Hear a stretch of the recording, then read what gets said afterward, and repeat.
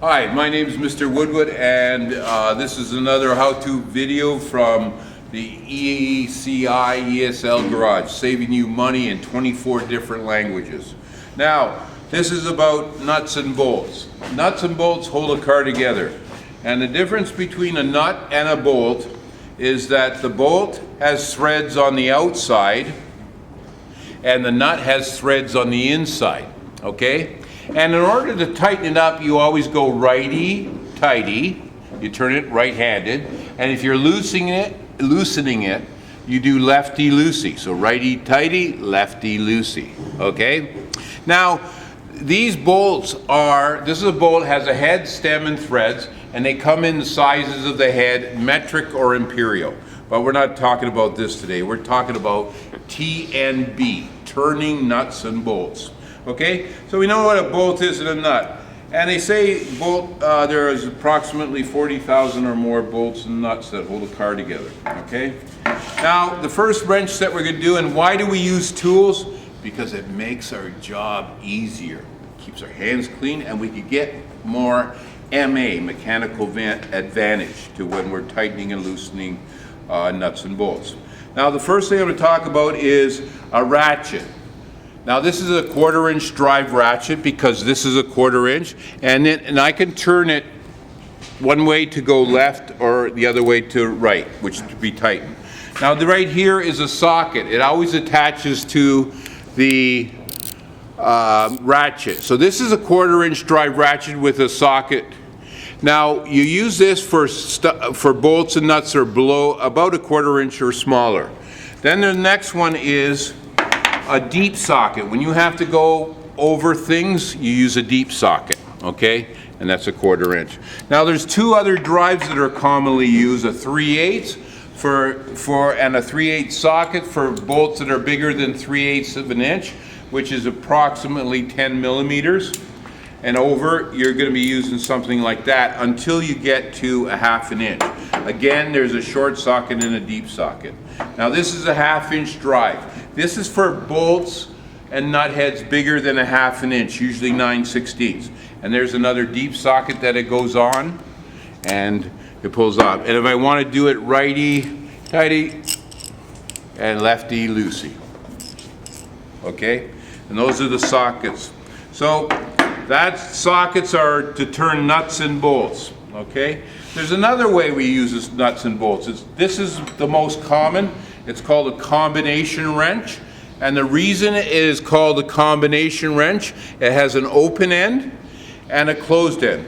And as my students have told me, using the closed end is the safest. It's got less chance of slipping off. Okay, so when you're doing that. When you're losing on the open end, you only got two things you can fly out. So it's better to use the closed end. And when you're turning a thing, turning a wrench or a ratchet or anything, it's always to pull toward you in case it slips off. If you're pulling the wrench or pushing the wrench that way, your fingers could slip off and hurt. So it's good just to hit yourself in the chest once in a while, and then you realize it slipped off. Okay, now this is a tool when you're in a hurry. But the minute you have to grunt, you go, get tighter or looser. You want to stop using this tool because it's very precise and it could break, and use what they call a strong arm bar. This is a strong arm bar. It's for what I call a grunt tool. You could put a pipe on this and grunt your way off it. So you can probably undo almost any nut or bolt that's tight with one of these. You can add a pipe on for leverage. Okay, so it's a grunt tool. Now, and I'll just tell as a side note, and for bonus marks for my students, there are two types of sockets. Unfortunately, we only have, this is called a 6-point socket. This is the strongest socket because it has 6 points. There are other sockets that have 12 points, that have a double hex on there. That's good for keep turning, but they break easy. That's why we don't have any around here. So the grunt tool would be a 6-point socket and a strong arm bar. Then you can grunt your thing off and get it. And adding a little heat by a torch is not a bad idea too. Okay? And following along the opening is this baby here. It looks like a grunt bar or a strong arm bar, but it's got a ratchet on the top. And it has numbers on it. And this is a torque wrench.